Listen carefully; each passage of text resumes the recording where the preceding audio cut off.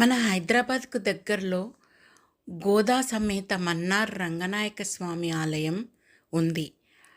గట్కేసర్ దగ్గర ఏదులాబాద్ గ్రామంలో ఈ ఆలయం ఉంది.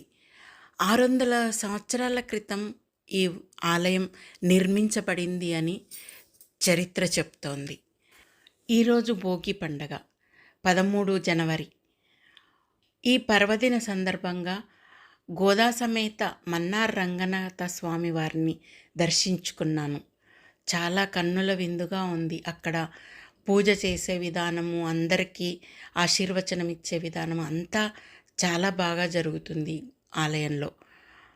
ఆ పక్కనే వేణుగోపాల స్వామి ఆలయం ఉంది.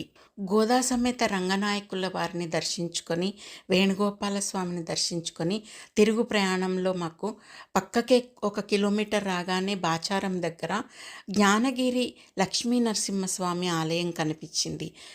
అది గుట్టపైన వెలిసిన దేవుడు లక్ష్మీ నరసింహస్వామి అక్కడ తవ్వకాల్లో దొరికాడంట. ఆలయం నిర్మించారు. గుట్టపైకి వాహనాలు వెళ్తాయి. టెంపుల్ వరకు వాహనం వెళ్తుంది. హ్యాపీగా స్వామివారిని దర్శనం చేసుకోవచ్చు. అక్కడ నిలబడి చూస్తే మనకు సిటీ మొత్తం బాగా లైట్ల వెలుగులో బాగా అనిపిస్తుంది. పెద్ద ఆంజనేయ స్వామి విగ్రహాన్ని కూడా అక్కడే టెంపుల్ దగ్గర పెట్టారు. చాలా కమనీయంగా ఉంది ఆ దృశ్యము.